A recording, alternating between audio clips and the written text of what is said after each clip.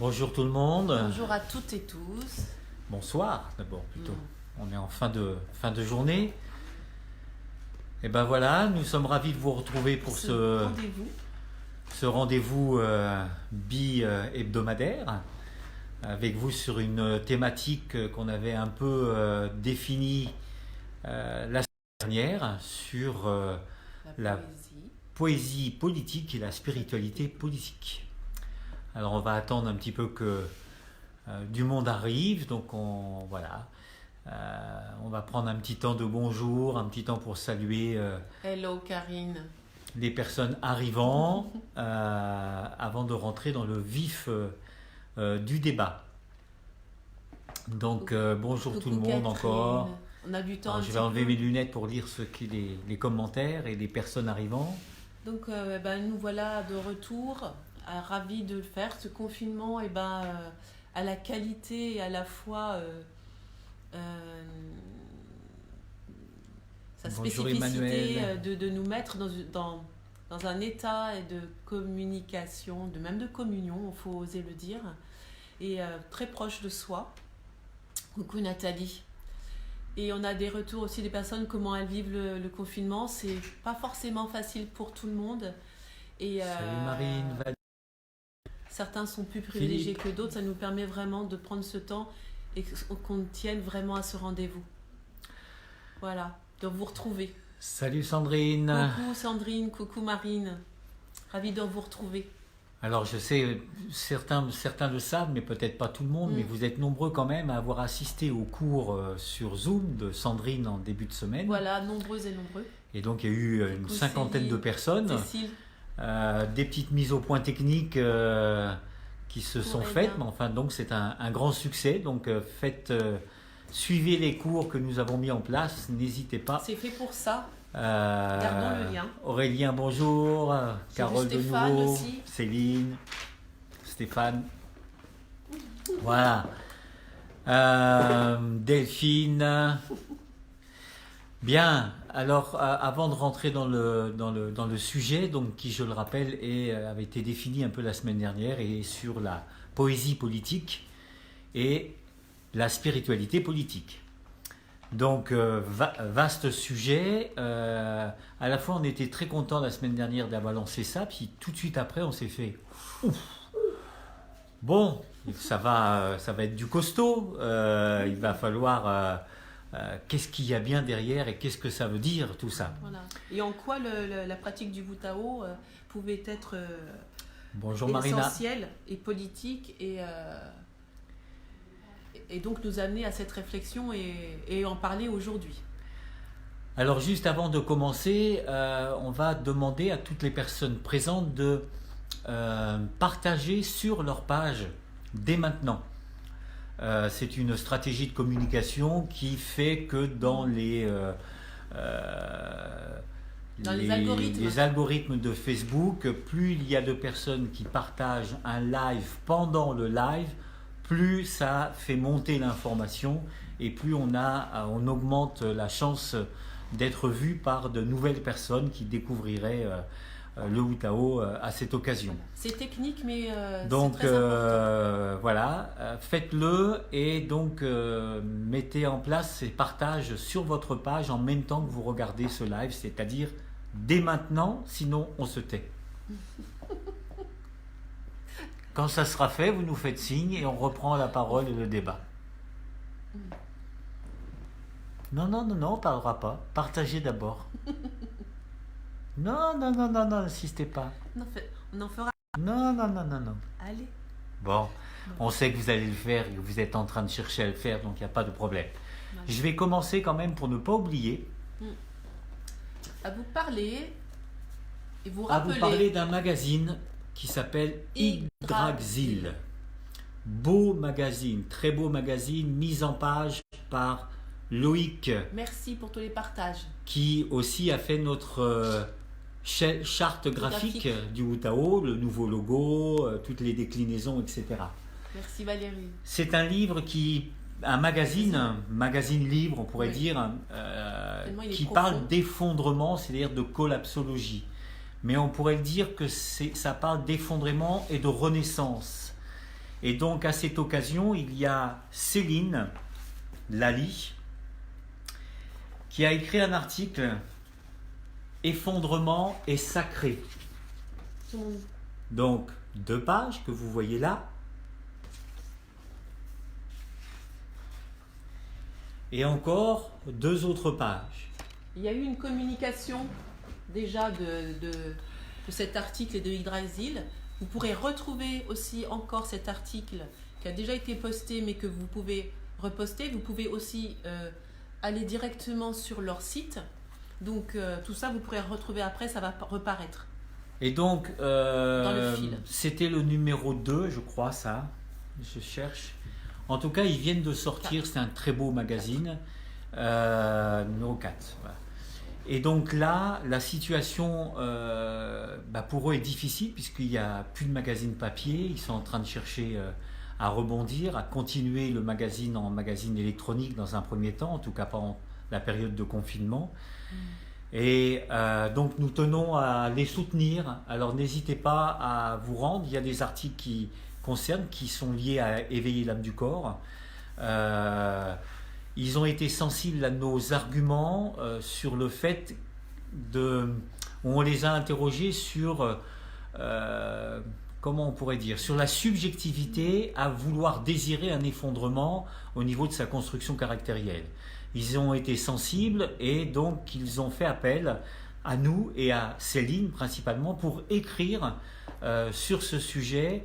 Et donc ça c'est une sacrée belle ouverture.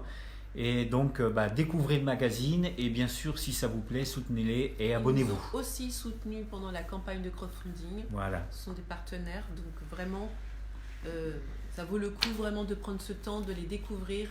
Ce sont des articles profonds, intéressants, intelligents, qui parlent de ce que nous traversons. Et il y a plein de points de vue, plein de personnes vous partagent leur cheminement et leur vision. Riche. Et ça permet de parler du monde d'après. Alors là, j'en profite pour faire un petit coup de gueule suite à l'allocution de notre président, suite aux interventions qu'il y a actuellement et où le monde d'après n'est pas pris en considération. C'est-à-dire que la seule volonté qu'il y a, mais ça n'est pas étonnant, hein, on est quand même dans une sorte de bataille entre le capitalisme qui convulse et du nouveau qui n'est pas encore né, qui n'est pas encore là.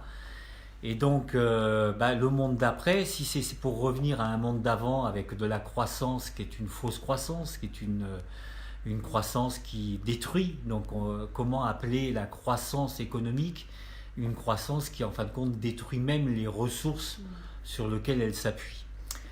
Et donc, je regrette, donc j'en parle un petit peu avec un coup de gueule pour que vous fassiez les vous interpelle vous aussi, de cette idée de ne pas revenir au monde d'avant, tel qu'il était avant, mais de profiter de cette situation pour passer le pas, et pour penser le monde d'après et le penser avec des notions que vous pouvez retrouver justement dans le magazine Yggdrasil.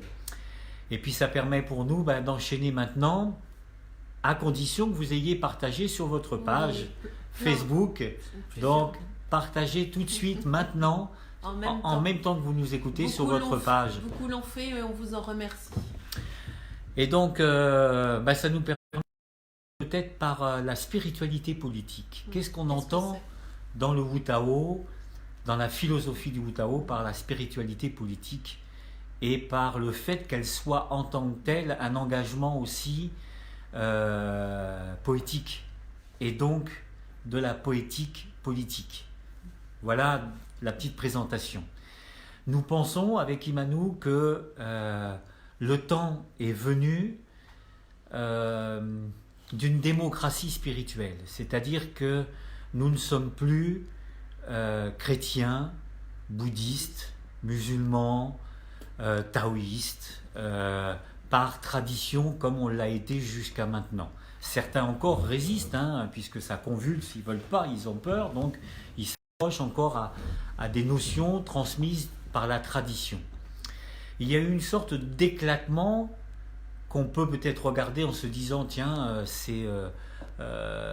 cet éclatement n'est pas une bonne chose, etc. Mais il y a un éclatement de la bulle tradition où, de par le monde, le bouddhisme n'est plus bouddhiste par tradition. Il envoie chier l'autorité de ses parents et l'autorité de la tradition. Et il décide que non.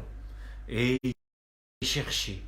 Alors il va chercher ailleurs et il va voir ailleurs sur d'autres continents, d'autres occasion d'une rencontre amoureuse, de quelqu'un qui aurait été refusé par la tradition dans sa famille et qui là au contraire va avoir tous les atouts de la séduction et en vivant une aventure amoureuse il va d'un seul coup découvrir l'islam, découvrir la religion chrétienne, découvrir d'autres choses, le chamanisme, d'autres pratiques, etc. Et ce chemin, cet éclatement qui crée une liberté avec des fois des difficultés, des fois même des dégâts, des destructions de la cellule familiale, mais dont on parle bien de cellules, donc aussi d'enfermement. Alors je vais peut-être redire la fin, avec l'éclatement de la cellule familiale, qui est aussi un enfermement, il y a cette idée d'un seul coup d'avoir un espace de liberté et de choix. Et au bout de toute cette aventure et ce cheminement, les gens choisissent. Alors on a un petit peu de coupure, donc on les voit arriver, donc on va reprendre un petit peu. Donc c'est cette spiritualité politique, cette démocratie spirituelle, elle est venue où, en fin de compte, aujourd'hui, nous choisissons notre engagement spirituel. On ne le fait plus par tradition familiale, nationale, etc. Il y a donc un choix. Et c'est comme si la spiritualité avait besoin que chacun de vous, chacun de nous, choisissions un chemin spirituel. Et le biais par lequel nous choisissons, c'est aussi comme par hasard notre consommation, c'est-à-dire notre billet. Notre billet de banque, notre consommation, le dollar, l'euro et d'autres monnaies de par le monde, les bitcoins aussi, c'est avec ça qu'on choisit un monde, c'est-à-dire ce que je vais consommer, l'économie de la connaissance, l'économie de la transmission, ce que je vais consommer, c'est un billet de vote pour le monde de demain. Je dis, c'est ça que je veux comme monde. Et donc c'est important de prendre conscience de ça, qu'il y a un lien entre mon engagement à la démocratie spirituelle, où je ne suis plus spirituel par tradition, je le suis par choix. Et ce choix va à un choix de consommation. Il y a une déclinaison. Et que c'est par ce choix de consommation que je vais donc décider du monde, c'est-à-dire décider de qui vit à travers mon choix, à qui je permets de continuer à vivre, à développer, à se développer, etc. Donc ça, c'est une notion vraiment importante. Il y a cette idée d'économie de la connaissance, où en plus, dans l'économie de la connaissance, je ne suis jamais perdant. Quand je vends un objet et je me défais de cet objet pour avoir une somme d'argent en échange. Dans l'économie de la connaissance, il n'y a même pas ça. Je transmets ma connaissance, mais je ne suis pas déchargé de ma connaissance. Je dirais même au contraire, je suis encore peut-être même nourri pour continuer à avancer sur mon chemin. Donc ça, c'est des petites notions comme ça importantes qui nous permettent d'aller et de vous expliquer qu'est-ce que ça amène comme acte poétique, politique avec le Wu Tao. Eh bien, le Wu Tao est né a été créé avec Immanuel pour aussi répondre à ces besoins-là. C'est-à-dire comment je peux m'engager politiquement sans tomber dans les ornières de la politique, dans les ornières du contre et du pour, ou du pour et du contre, où on voit depuis X temps que c'est stérile, que ce n'est plus dans la dualité. Ce n'est pas le monde d'après, c'est le monde d'avant.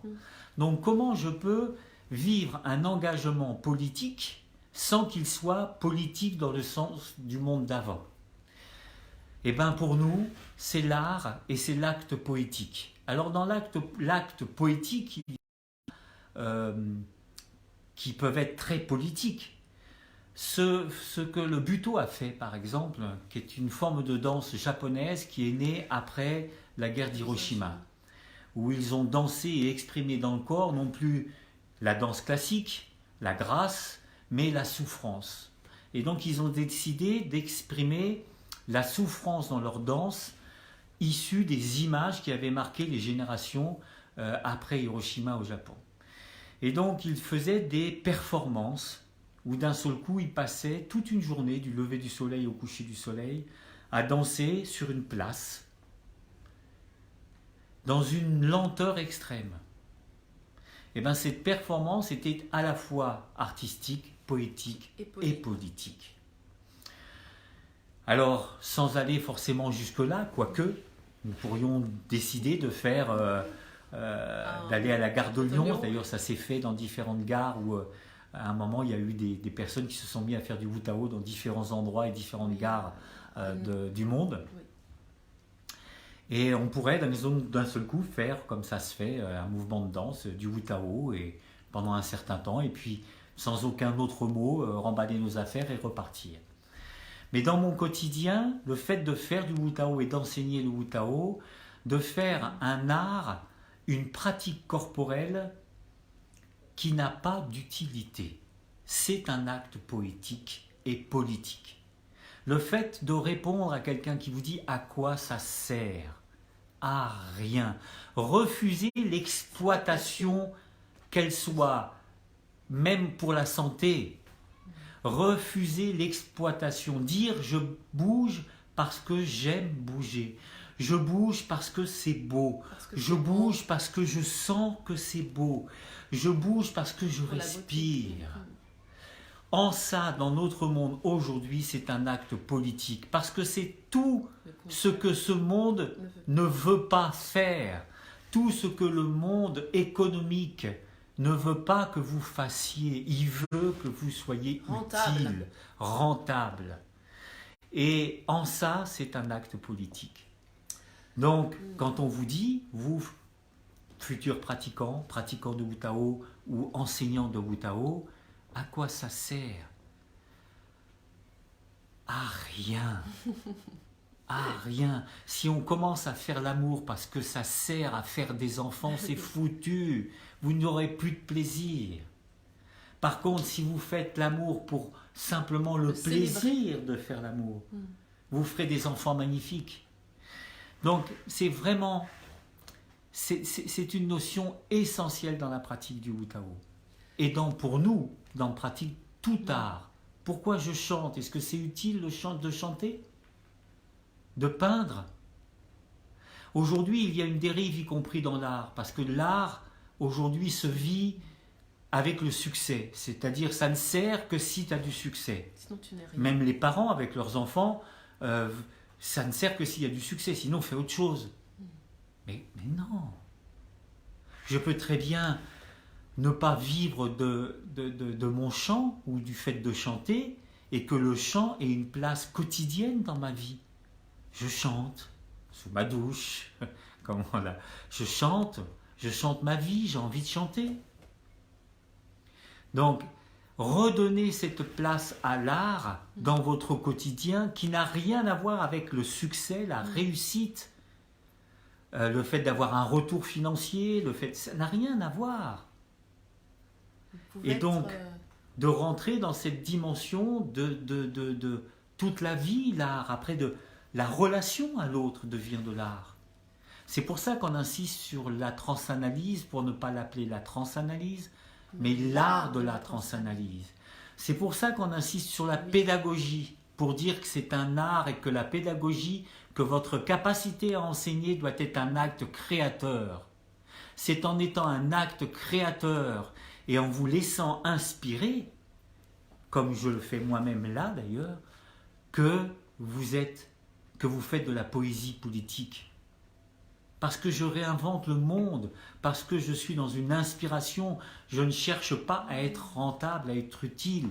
Je ne cherche pas à faire de la pédagogie méthode. Avant d'être une méthode, la pédagogie dans le Wu-Tao est un acte créateur.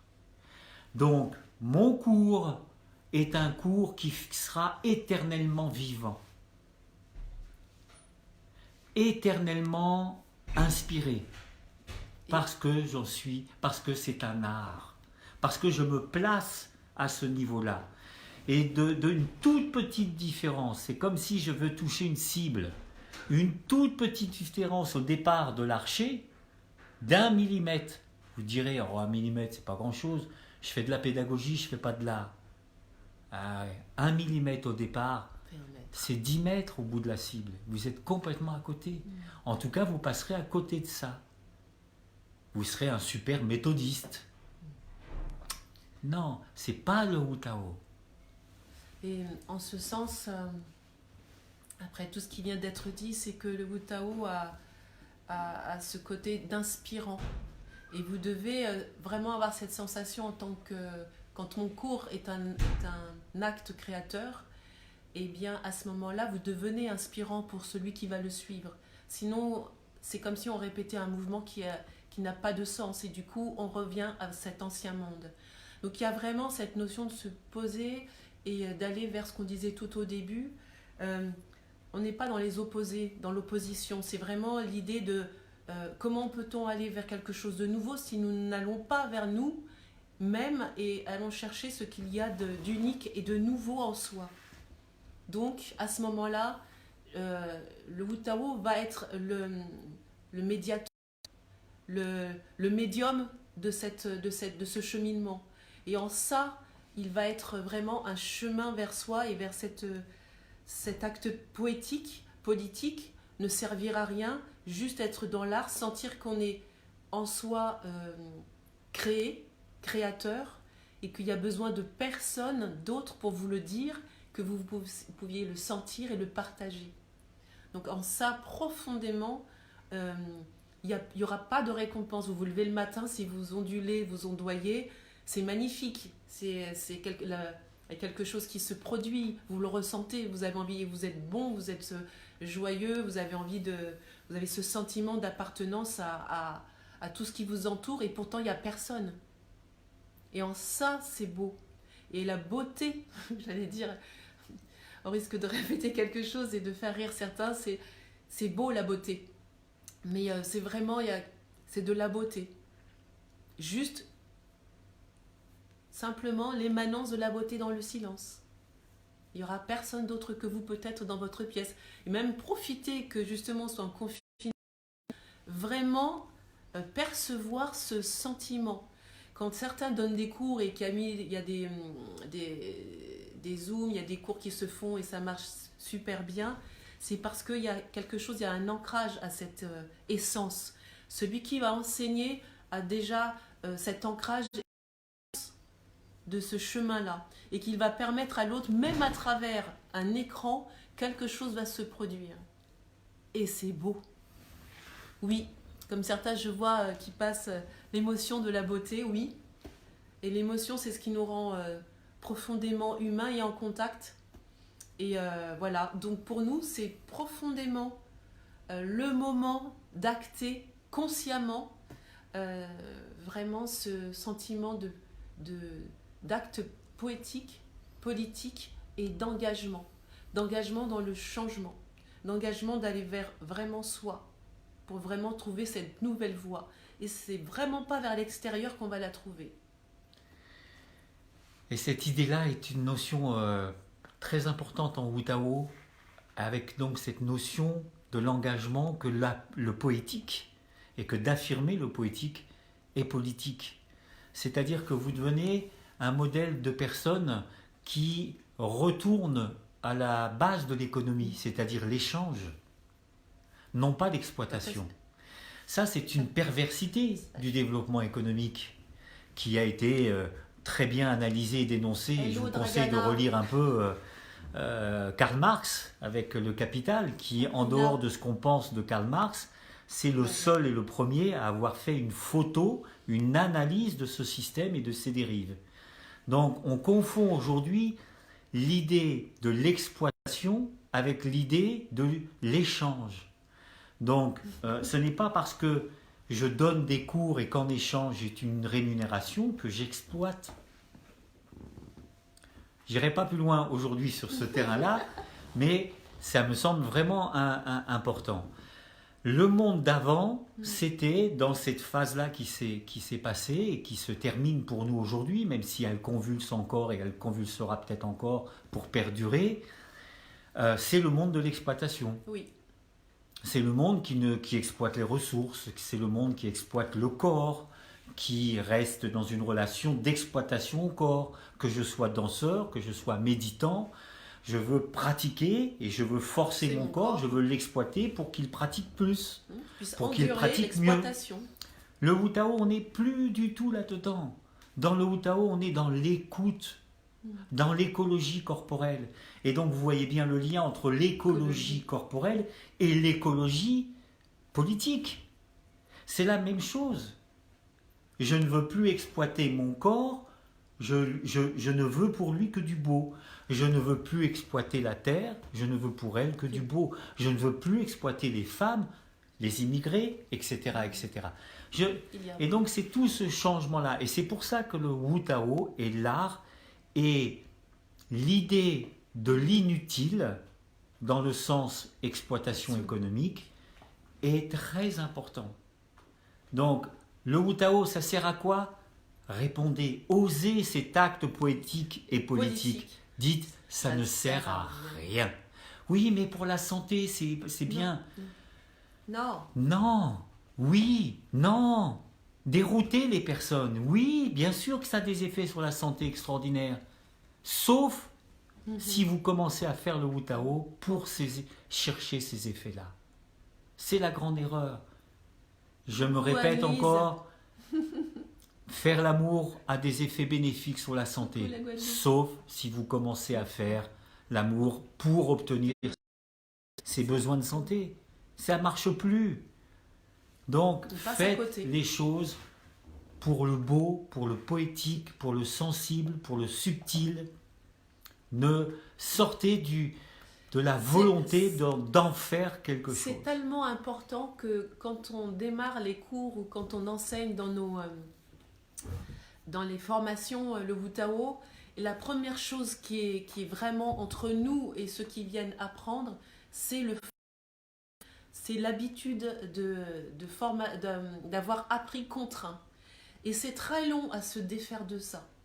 Donc c'est vraiment pas pour rien qu'on insiste et qu'on affirme aussi dans cette pédagogie, c'est qu'on laisse le temps aux personnes de se rendre que la seule personne qui interfère, c'est vraiment eux, avec la douceur du Wu Tao.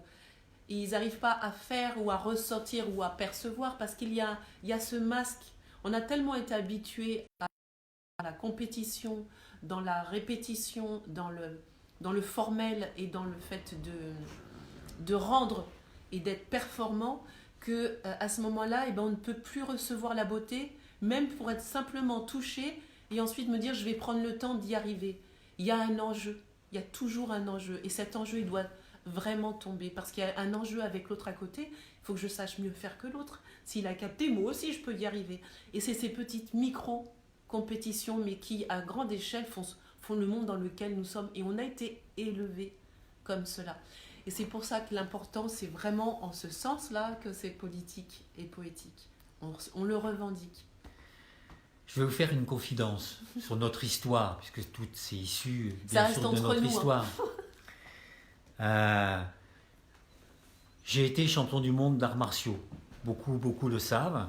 En 1983, j'ai pratiqué les arts martiaux. Mais comment j'ai pratiqué les arts martiaux? Dans une relation sadique avec mon corps. Alors, ça servait mon ego, j'ai touché de la transcendance, on touche de la transcendance, j'ai touché des états qui m'ont intrigué, qui m'ont interpellé, qui m'ont mis en route, etc. Où j'étais déjà en route avant et c'est pour ça que je cherchais ça. Mais j'ai eu un vrai rapport sadique avec moi-même. C'est-à-dire que je n'étais bien, écoutez bien ça, que quand quelque part j'avais mal. Vous savez, il y a une personne qui s'appelle Tamara Lando, qui a été notre psychanalyste pendant un moment de notre vie, à tous les deux, et qui s'est spécialisée, qui est une pure freudienne, qui s'est spécialisée autour de la naissance, de l'accompagnement des parents, etc., de l'arrivée d'un enfant. Et donc, on a fait toute une session avec elle autour de la naissance de Soliane. Et elle a fait un bouquin qui s'appelle Les funambules de l'oubli sur les anorexiques. Je vous conseille d'ailleurs, très bon livre. Et on s'aperçoit que ces personnes que vous admirez, ou les personnes que vous avez pu admirer, même moi d'ailleurs, à une époque où je levais la jambe là, j'avais tous les écarts, je faisais des sauts pairs pour gagner des apéros le soir, sur les tables de bar, etc. etc. Toutes ces personnes-là, quand elles arrêtent l'entraînement, les danseuses, les danseurs, les athlètes de haut niveau, dont j'ai fait partie, se mettent soit à grossir, soit à maigrir. Soit ils rentrent dans une relation à la nourriture qui est épouvantable. J'envie encore aujourd'hui les méfaits, les restes de cette relation. Alors bien sûr que ça remonte aussi dans ma petite enfance, etc., etc. Mais là, je vais rester que là-dessus. Donc, ce rapport d'exploitation où j'étais, en fin de compte, dans un rapport d'exploitation. J'étais mon propre patron tyrannique à vouloir exploiter l'ouvrier, corps, tendons, muscles, et à lui tirer dessus, à le renforcer musculairement, à vouloir qu'il fasse ce mouvement encore plus vite, encore plus rapide, à sauter encore plus haut, etc., etc. Et je n'avais jamais vu à quel point ça me marquait, puisque c'était ma normalité. Dans la relation avec Imanou, qui elle est une descendante d'esclaves créoles, Imanou plus que d'autres, puisque j'ai des copains aussi antillais qui étaient dans le même rapport que moi, c'est-à-dire qu'ils avaient un rapport d'exploitation, d'esclavage de leur corps pour espérer s'en sortir. Mais Imanou, dans son histoire, dans sa particularité, elle était allergique. Mais quand je dis allergique, c'est intolérante, allergique, je pourrais dire même plus. Elle ne supporte pas le moindre rapport d'autorité à une partie d'elle-même. Donc, dans notre relation et dans nos échanges amoureux et de connaissances, d'économie de la connaissance, je lui ai enseigné les arts martiaux et elle m'a enseigné, moi, d'autres choses. La danse, le mouvement, d'autres mouvements. Et donc, elle ne supportait pas dès que je lui demandais de forcer. Dès que je lui disais encore, répète encore ça, stop. Donc on prenait des cours où elle s'arrêtait au bout de 5 minutes des fois. 5 minutes, elle me disait c'est bon. Je fais non Emmanuel, ça c'est pas possible. Il faut que tu répètes le mouvement encore, répète-le encore 10 fois, 20 fois, 100 fois, 1000 fois, tu n'y arriveras jamais comme ça.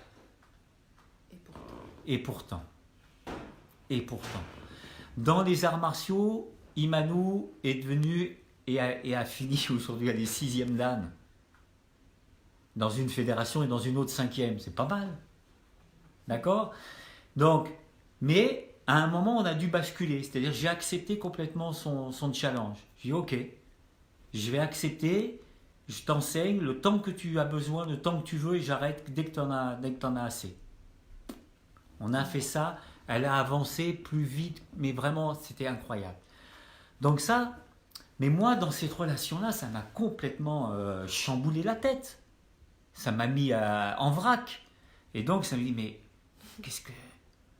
Alors, tout ce que j'ai fait, moi, toutes ces années-là, ça a été une révolution. Et cette révolution a donné naissance ensuite au Wutao qu'on a créé ensemble. Parce que d'un seul coup, j'ai décroché, en raccrochant régulièrement quand même, hein. Mais voilà, petit à petit, j'ai décroché complètement de ce rapport d'exploitation. Mais décrocher de ce rapport d'exploitation, c'est pas simple. Parce qu'il y a une sorte d'angoisse derrière. Parce que si je ne fais pas ça, qu'est-ce qui se passe ? Si je ne fais pas ça, mon corps va grossir, ou va maigrir, etc. Comme tous ces athlètes qui ne sentent leur corps que parce qu'ils en ont mal. Ils ne sentent leur corps. Nous sommes des êtres, alors moi avant, je ne le suis plus, des êtres qui ne sentaient son corps, qui ne sentaient les contours de son corps que quand il lui faisait souffrance.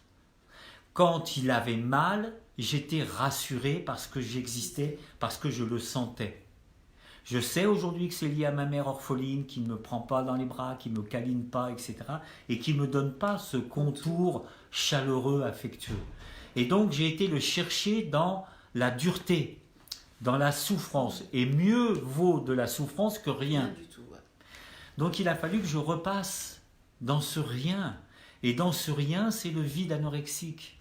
C'est je ne mange pas ou je mange trop. Au milieu, rien.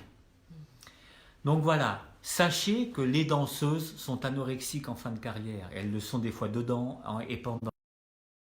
Ou obèses ensuite. C'est les deux travers, c'est des polarités par lesquelles on passe. Même encore aujourd'hui, il m'est plus facile de ne pas manger que de manger correctement ou justement, ce qui serait encore mieux. D'accord ?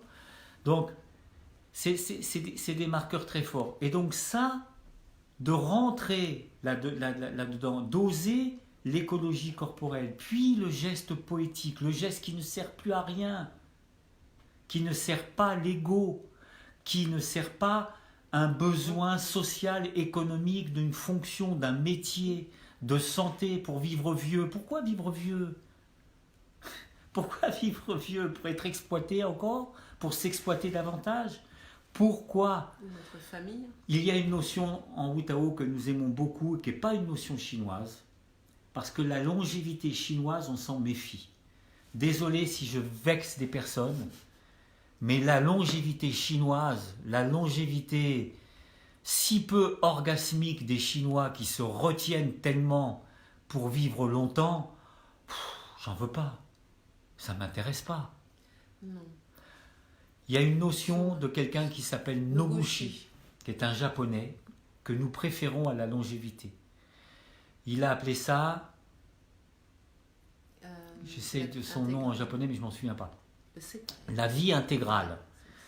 Donc la vie intégrale, c'est l'idée de fleurir. Donc je fais tout pour fleurir. Si vous faites tout pour fleurir, c'est un acte poétique. Même si c'est 5 minutes avant de mourir, ça sera un acte poétique complet. Le Wu Tao s'inscrit dans cette notion de vie intégrale, d'acte poétique où je m'engage, où vous vous engagez à fleurir. Et à fleurir. Et si vous fleurissez et que je meurs après, c'est magnifique. Et ça sera un acte poétique et politique magnifique. Je fleuris, je répands mon parfum et je laisse mon parfum. Sinon, vivre longtemps, pourquoi ? Vivre vieux, pourquoi ? Pour vivre tiède, à quoi ça sert ? Pour après arriver sur nos petits-enfants ou enfants qui vont continuer à payer la dette. Ça ne sert absolument à rien. Donc vraiment, c'est de vivre l'instant, c'est de fleurir. Fleurissons, que leur déplaise. Et profitons de cette période de confinement pour s'inscrire dans le monde nouveau, d'après. Oui. Pas le monde d'avant. Oui, Nathalie, on fleurit. Revenons et mettons-nous dans le monde d'après. Oui. Vous savez, le mot crise, les taoïstes et les chinois le traduisent par 2 idéogrammes. Occasion, danger. Les 2 idéogrammes sont l'un à côté de l'autre et signifient crise. Ça veut dire qu'il y a danger, il y a occasion. Occasion de changer. Saisissons cette occasion, bon Dieu. Bon Dieu. Saisissons cette occasion pour profiter et pour s'inscrire dans la dynamique comme les colibris, même si on n'est pas encore majoritaire, c'est pas grave. Inscrivons-nous dans le monde d'après. Soyons de plus en plus nombreux. Et ayons ce courage. Vraiment, c'est la notion d'avoir le cœur qui est engagé. Donc à ce moment-là, on est complètement engagé en politique si vraiment on prend ça comme voie. Et dans cette idée du monde d'après, j'aurais amené encore une autre réflexion. C'est souvent quand on arrive à une situation où il y a un mur, un problème. Je rencontre ce problème. Salut Yvon. Je rencontre ce problème. Et je vais dans l'histoire pour comprendre pourquoi j'ai rencontré ce problème. C'est super. Par contre, si je cherche dans l'histoire les choses pour changer ça, difficile puisque c'est issu de ce cheminement-là. Donc, comment je fais pour pouvoir ne pas reproduire à l'identique ça ? Il faut que j'aille dans le nouveau. Mais dans le nouveau, ça implique quoi ? Ça implique le fait de croire, une sorte de foi, je ne sais pas le mot exact, mais dans le différent, dans l'inconnu, dans ce qui n'est pas encore là. Alors dans le différent, ça serait dans l'autre culture. Donc l'étranger. L'étranger dans ce qu'il a d'étrange, c'est-à-dire de différent, mais qui va m'apporter quelque chose, une autre façon de manger, une autre façon de concevoir ceci ou cela, qui va m'enrichir dans ma réflexion et qui va m'éviter de reproduire les choses qui m'ont amené devant ce mur. Ou alors, encore plus subtil, dans un monde spirituel, c'est dans l'inconnu. Et là, qu'est-ce qui me fait aller dans l'inconnu? La foi. La foi, pas une foi ringard, religieuse, ça a été tellement utilisé ces mots-là. Non, la foi de l'oiseau migrateur. Oui. L'oiseau migrateur, la génération qui vient d'arriver là, qui est sortie là, qui vole, et ils vont traverser les prochains hivers pour aller en Afrique. Ils n'ont jamais fait ça. Imaginez-vous un petit peu et mettez-vous dans la place de cet oiseau-là qui ressent cet appel, cette inspiration, qui ressent le Wu-Tao. Tiens, par hasard. Et il est là, il voit que ça s'agite autour de lui, il ne sait pas pourquoi, il ne comprend pas. Il voit des plus anciens partir, battre des ailes et y aller, et lui, il y va. Il ne sait pas où il va, bon Dieu. Moi, c'est une méditation qu'on a fait avec Imanou. Il ne sait pas où il va. Et il y va. Même il répond à un appel, donc il ne sait pas. Il y va, il ne sait pas. Il ne sait pas du tout. Eh bien, le monde d'après, il y a de ça. Voilà, il y a un saut dans l'inconnu. Mes amis, il y a de ça. Je serais menteur si je vous dis il n'y a pas ça. Il y a de l'inconnu. Il y a. Oui, c'est par là. Vous voulez être enseignant de Wu-Tao, il y a de l'inconnu. Il y a de la foi qui va vous être demandée, la foi de l'oiseau migrateur. Il faut y aller. Mes amis. C'est là, ça y est, allez-y. Envolez-vous. Et nous, on peut être que les un peu plus anciens qui vous disent ok, on l'a fait, c'est génial. C'est génial. Voilà. On va se tourner vers Laure, savoir s'il y a eu des choses particulières auxquelles on peut répondre avant de vous donner rendez-vous de nouveau à jeudi. Laure? Alors, je reprends un petit peu depuis le début, Céline qui nous disait l'abondance est infinie dans l'économie de la connaissance. Ouais. Exponentielle, Marie-Aliette qui enchaînait derrière. Toujours Marie-Aliette, je bouge parce que je laisse la vie s'exprimer. Philippe, l'urgence de l'inutile. Heidegger. Pourquoi des poètes en ces temps de détresse? Hölderlin. J'espère que je le prononce bien. Nathalie, plongée dans la beauté de l'onde pour rien d'autre que la beauté en respirant. Alors il paraît que je suis super beau aussi en oiseau migratoire. Merci Nathalie. Teresa, pas d'obligation d'être bon. Non. Valérie, yes, c'est l'essence même de la vie.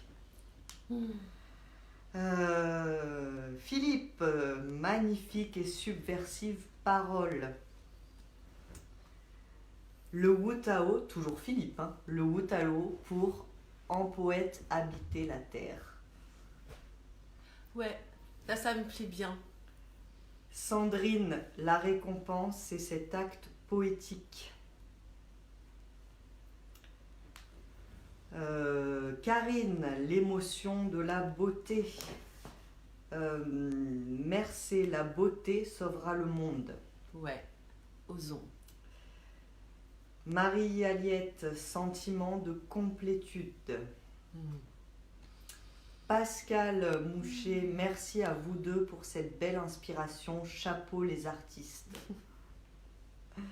Et il y avait donc Juan Carlos d'Arienzo qui nous dit vous voudriez pas faire un cours Zoom un de ces jours de confinement? Donc il y en a d'autres qui lui ont répondu qu'il y avait des cours Zoom, mais il insiste, c'est avec vous qu'il veut un cours. Pascal encore, non ça je l'ai déjà dit. Philippe encore, la seule et unique loi qu'impose la dévastation est qu'il n'y a d'utile que l'utile, puisqu'il est le plus utile. Nous voyons les effets de la dévastation, alors oui, affirmons l'urgence de l'inutile plus que jamais. Oui. Myriam, merci d'accompagner la déprogrammation d'un système mortifère. Ouais. Delphine qui est tombée sur une phrase la poésie est inutile comme la pluie. Juan Carlos qui nous dit je m'engage à fleurir. Waouh, merci. Marie Aliette qui nous dit je m'engage à être le printemps. Merci. Alexandra, pensée qui m'amène à retrouver le poème de Pablo Neruda, Il meurt lentement. Merci pleinement, vivons, dit Valérie. Myriam, vive la poésie, j'adore l'idée de fleurir. Philippe encore, là où croit le péril, croit ce qui sauve. Sandrine, la mémoire du devenir. Pascal, ouvrir de nouvelles voies et les respirer. Et voilà. Moi, je m'engage aussi devant vous à continuer de fleurir et jusqu'à mon dernier souffle. Alors, moi, je terminerai sur quelque chose que nos élèves ont déjà entendu. C'est une notion aussi qui, avec mes amis chinois, à l'époque où je faisais des arts martiaux, où je rencontrais des personnalités chinoises, des experts et des maîtres chinois aussi, on avait des fois des discussions très belles et très chouettes sur l'enseignement. Et donc les Chinois n'ont pas une notion d'enseignement qui est laïque comme la nôtre, où en France l'enseignement est un droit et un devoir. Et je défends cette idée avec fierté. J'aime cette idée de la France, de l'enseignement qui est un droit et un devoir. En Chine, traditionnellement, l'enseignement n'est pas un droit et un devoir. Récemment, ils ont bougé, ils ont avancé, heureusement. Comme nous, on avance sur d'autres domaines, aujourd'hui grâce à eux. Et donc,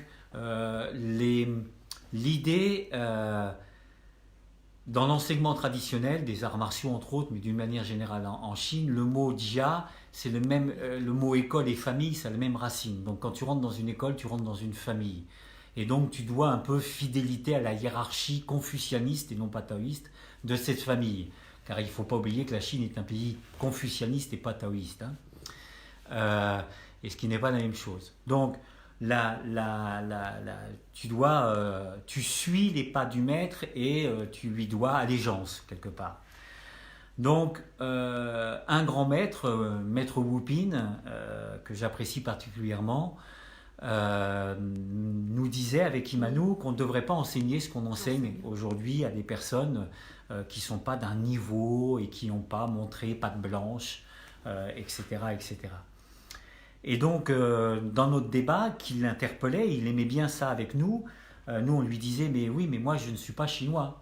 Nous, en France, l'enseignement est un droit et un devoir. Donc, ça l'interpellait et ça l'intéressait, très sincèrement. Mais on voit qu'il y avait cette dualité et cette difficulté à intégrer ça. Et donc en Chine, il n'y a pas du tout cette idée de devoir, en fin de compte. Il faut que l'élève mérite l'enseignement. Alors il y a une réalité intéressante aussi là-dedans. C'est vrai qu'il est important aussi que l'élève puisse cheminer et mérite par son engagement et par son cœur l'enseignement qui lui sera donné. Je suis parti là-dessus. Je ne sais plus pourquoi je voulais parler de ça. En fin de compte, par rapport au thème, c'est pas grave.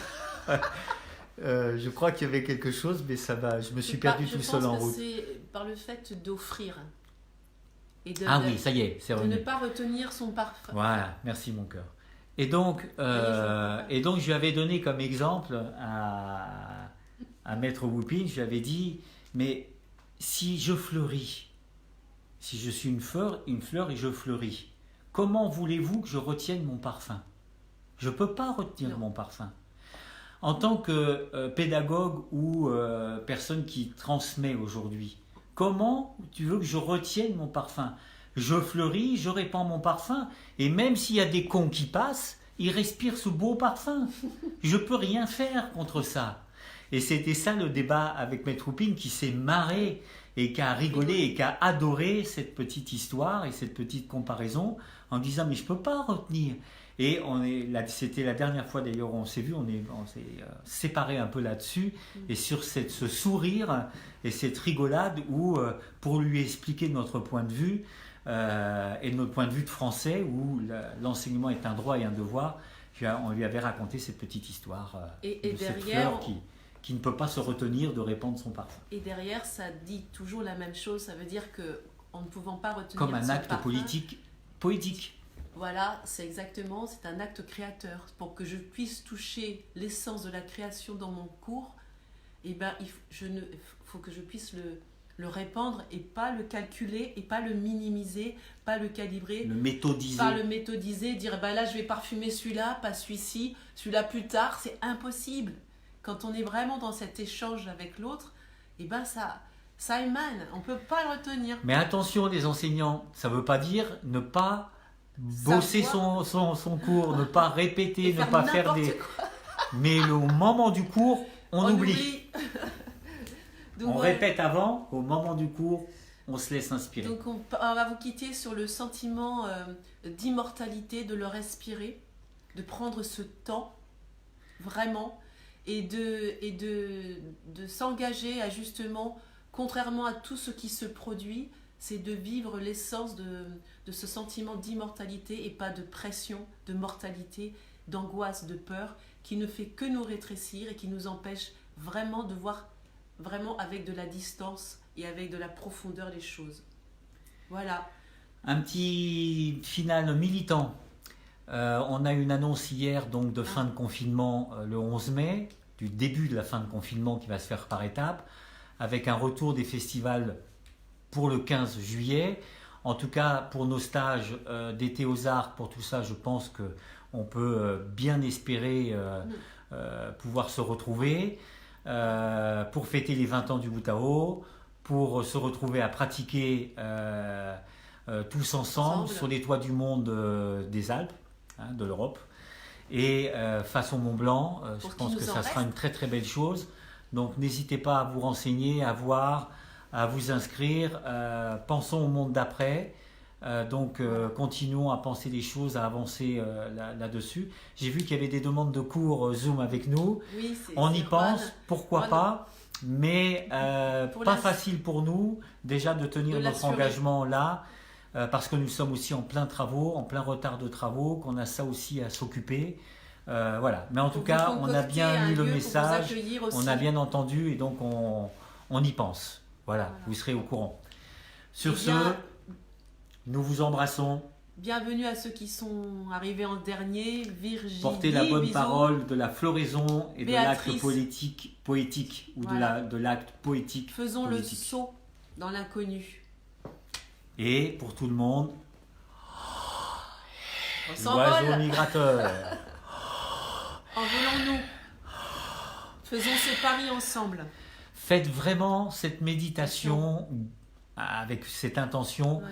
Vraiment méditez. Mettez-vous dans la peau de cet oiseau migrateur qui part pour la première fois, qui sent cet élan-là. Et d'une manière chamanique, faites appel à lui. Quand vous flippez un peu, faites appel à la force et à l'innocence. Et ça, c'est du chamanisme contemporain. Oui. Le chamanisme, c'est pas se prendre pour un jaguar, une panthère, un aigle, etc. Pourquoi pas une fourmi, ou ceci, cela, ou un ver de terre. En Amazonie, ou ceci, cela. La pensée chamanique, qui en fin de compte est plus traduite par l'homme de connaissance. Ou la femme de connaissance. Donc, c'est d'une manière contemporaine, c'est Sabrina. Ça. C'est de faire une méditation où d'un seul coup, je vais appeler l'esprit de l'oiseau migrateur en moi pour le réveiller et l'éveiller en moi pour qu'il me donne son énergie, sa force, sa qualité et que je puisse dépasser des sensations de peur qui vont me faire me figer, me bloquer complètement, etc. Donc c'est ça le chamanisme contemporain. C'est pas d'aller faire, je sais pas quoi, avec une tête de loup, ou je ne sais quoi. Ça peut être ça, bien sûr. Mais vraiment, pour aller un petit peu dans cet espace, imaginez-vous que vous allez vous envoler, que vous allez traverser un océan, que vous n'allez pas pouvoir vous arrêter sans avoir vu la Terre à l'autre bout. C'est vraiment dans d'avoir dans cet esprit-là. Dans cet esprit-là. On ne sait pas où on va, mais l'envol est là et l'appel est là. Et voilà. Donc vous avez des devoirs. Écoutez bien le mot Laura. devoir. Vous avez donc l'obligation de voir votre floraison vous en et chargez. l'oiseau migrateur en vous. On est autonome. Je vous embrasse, je vous embrasse. On vous embrasse fort. À bientôt. À très bientôt. Et merci d'avoir été là. Merci pour ce beau rendez-vous.